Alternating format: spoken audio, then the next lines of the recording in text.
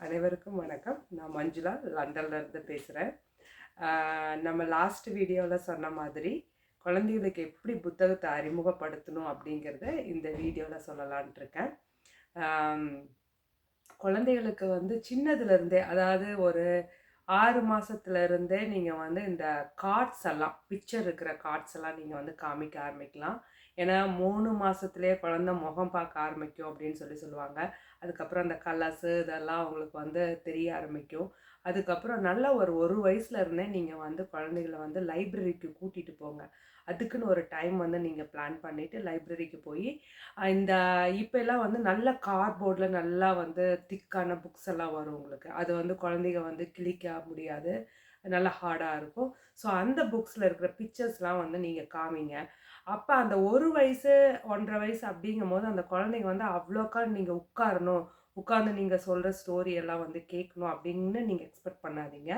அது அங்கே ஓடி ஆடி விளாண்டுட்டு இருக்கும். நீங்கள் அப்பப்போ காமிங்க. உங்ககிட்ட பக்கத்தில் அப்பப்போ அந்த குழந்தை வரும். அப்போ நீங்கள் டக்குன்னு அந்த பிக்சரை காமிங்க. இது என்ன அப்படிங்கிறத நீங்கள் சொல்லுங்கள். ஸோ அந்த மாதிரியெல்லாம் நீங்கள் வந்து 1 வயசுல இருந்தே நீங்கள் வந்து அந்த புத்தகம் வந்து நீங்கள் வந்து அவங்களுக்கு இன்ட்ரடியூஸ் பண்ண ஸ்டார்ட் பண்ணலாம். மெயினாக வந்து நீங்கள் லைப்ரரிக்கு கூட்டிகிட்டு போய் அந்த என்விரான்மெண்ட்டை நீங்கள் வந்து கொடுங்க. வீட்டில் இருக்கிறத விட அப்படி இல்லை அப்படின்னா அதுக்குன்னு குவைட்டாக உங்களுக்கு லைப்ரரி சப்போஸ் தூரமாக இருக்குது, போக முடியாது, அந்த மாதிரி ஒரு சூழ்நிலை இருந்ததுன்னா நீங்கள் வீட்லேயே வந்து அதுக்குன்னு ஒரு குவைட்டான இடம் நீங்கள் கொஞ்சம் புக்ஸை வாங்கி வச்சுக்கோங்க. ஓகே, இப்போ வந்து ரீடிங் டைமு அப்படிங்கிற மாதிரி சொல்லி அந்த குழந்தைங்களுக்கு நீங்கள் தமிழில் நீங்கள் வந்து இந்த மாதிரி நர்சரி ரைம்ஸ் நீங்கள் பாடி காமிக்கலாம். தமிழில் இருக்கிற பாட்டு இல்லை இங்கிலீஷில் இருக்கிற பாட்டு எது வேணுமோ நீங்கள் அந்த குழந்தைக்கு கூட நீங்கள் வந்து டைப் பண்ணலாம். அதாவது மினிமம் ஒரு 1/2 hour to ஒரு 45 minutes குவாலிட்டி டைம் குழந்தைகளோட ஸ்பெண்ட் பண்ணுறது ரொம்ப முக்கியம். பெருசானா பார்த்துக்கலாம் அப்படின்னு சொல்கிறதெல்லாம் வந்து அது சரி வராது. ஏன்னா நம்ம இதில் சொல்கிற மாதிரி 5ல் வளையாதது 50ல் வளையுமா அப்படிங்கிற மாதிரி நம்ம நம்ம எதுவுமே வந்து ஏர்லியாக ஸ்டார்ட் பண்ணி அவங்களுக்கு அதில் இன்ட்ரெஸ்ட்டை நம்ம கொண்டு வரணும்.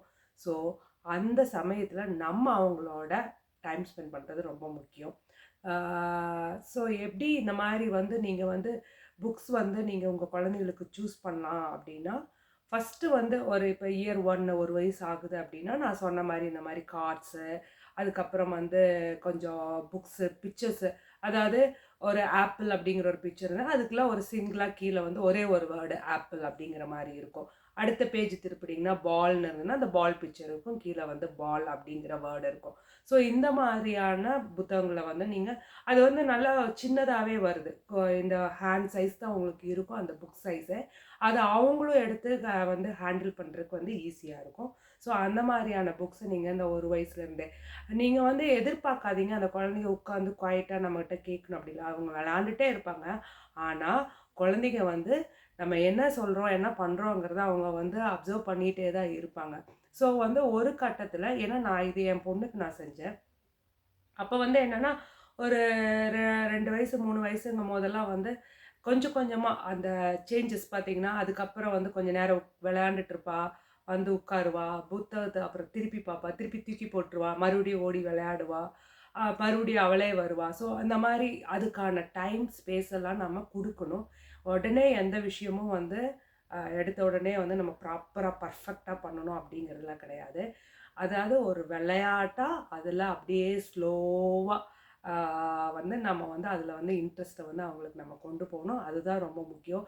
ஏன்னா எதுவுமே வந்து ஒரு கட்டாயப்படுத்தி ஒரு விஷயத்தை நம்ம கொடுக்குறக்கும், அதை வந்து இயல்பாக அவங்கக்கிட்ட கொண்டு போய் சேர்த்து அதில் ஆர்வத்தை கொண்டு வரக்கும் நிறைய வித்தியாசம் இருக்குது. இதை நீங்கள் எல்லா விஷயத்துலையுமே நீங்கள் வந்து யூஸ் பண்ணலாம். ஜென்ரலாக அவங்க வந்து படிக்கிற இங்கிலீஷ், மேத்ஸ் இந்த மாதிரி இதுலேயும் நீங்கள் வந்து ஒரு குழந்தைக்கு ஒரு பிரேக் கேட்டாங்க அப்படின்னா பிரேக் கொடுங்க. கண்டினியூஸாக படிக்கணும் அந்த மாதிரியெல்லாம் சொல்லாதீங்க. ஸோ நான் எப்படின்னா இன்றைக்கி ஒரு குயிக்காக ஒரே ஒரு இது வந்து நான் உங்களுக்கு சொல்கிறேன். ஒரு 2 புக்கு வந்து நான் உங்களுக்கு காமிக்கிறேன். இது பார்த்திங்கன்னா ரயில்வே சில்ட்ரன் சொல்லிட்டு, இது வந்து ஓல்டன் டேஸு. அதாவது இதில் இருக்கிற வந்து உங்களுக்கு தெரியும்னு நினைக்கிறேன். இதில் இருக்க இது கொஞ்சம் ஒரு 6th ஸ்டாண்டர்டு 5th ஸ்டாண்டர்டுக்கு மேலே படிக்கிற குழந்தைங்க இந்த புக்கு படிக்கலாம். இது வந்து இந்த புக்கில் பார்த்தீங்கன்னா இந்த ஓல்டன் டேஸில் வந்து இருக்கிற அவங்க உபயோகப்படுத்தின அந்த ஸ்டைல் ஆஃப் ஸ்பீச் இது உங்களுக்கு வொக்காபுலரி அந்த மாதிரியெல்லாம் இந்த புக்ஸில் வந்து இருக்கும். இன்னொன்று பார்த்தீங்கன்னா இது பார்த்தீங்கன்னா இந்த புக்கு பார்த்தீங்கன்னா இது வந்து மாடர்ன் இப்போ இருக்கிற லேட்டஸ்ட்டாக இதில் இருக்கிற வொக்காபுலரி இதில் இருக்கிற வேர்ட்ஸ் இதெல்லாம் பார்த்தீங்கன்னா உங்களுக்கு வந்து இப்போ இருக்கிற நம்ம நடைமுறையில் ஃபார் எக்ஸாம்பிள் பார்த்தீங்கன்னா நீங்கள் இந்த தூய தமிழில் நம்ம பேசியிருப்போம் முன்னே இப்போ ஜென்ரல் நடைமுறை தமிழ் அந்த மாதிரி நான் சொல்கிறேன். ஸோ அது அந்த மாதிரியான 2 புத்தகம் இருக்குது நான் காமிக்கிறேன் இதில். இதில் பார்த்தீங்கன்னா எப்படி நம்ம வந்து இப்போ என்கிட்ட காமிக்க ஒரு ஃபஸ்ட் ஸ்டாண்டர்டு குழந்தைக்கு காமிக்கிறதுக்கான புக்கு என்கிட்ட இப்போ கையில் இல்லை. நான் நெக்ஸ்ட் டைம் லைப்ரரி போனேன் நான் கொண்டு வந்து கொடுக்குறேன்.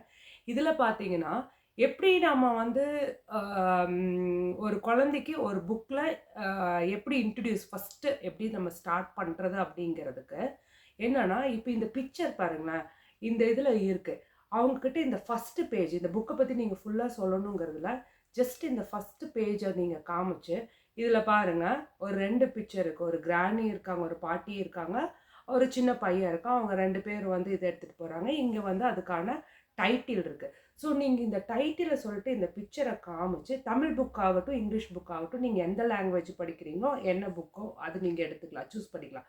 அந்த குழந்தைகிட்ட நீங்கள் கேளுங்க, ஓகே இந்த இதை பார்த்த உடனே இந்த புக்குக்குள்ளே என்ன கதை இருக்குன்னு நினைக்கிற அப்படின்னு சொல்லி நீங்கள் அந்த குழந்தைகிட்ட நீங்கள் கேட்கலாம். அப்போ வந்து இப்போ உங்களுக்கு ஒரு 2 குழந்தைங்க இருக்குது அப்படின்னா அவங்க 2 பேரும் ஆளுக்கு ஒன்று சொல்லுவாங்க. அப்போ நீங்கள் ஒன்று சொல்லலாம், சரி அம்மாவும் சேர்ந்துக்கிறேன், அம்மா இப்படி நினைக்கிற, நீங்கள் என்ன நினைக்கிற, நீ என்ன நினைக்கிற, நீ என்ன நினைக்கிற. இப்போ சப்போஸ் ஒரு 2 3 குழந்தைங்க அவள் ஃப்ரெண்ட்ஸ் இருந்தாங்கன்னா அவங்களெல்லாம் சேர்த்து வச்சுட்டு நீங்கள் ஒரு டைமிங் வந்து நீங்கள் வந்து இது பண்ணலாம். ஸோ இந்த மாதிரி வந்து ஃபஸ்ட்டு பேஜை நீங்கள் காமிச்சு அவங்கள நீங்கள் இந்த புக்குக்குள்ளே என்ன கதை இருக்குன்னு அவங்கள ப்ரிடிக்ட் பண்ண சொல்லுங்கள். தேங்க்யூ.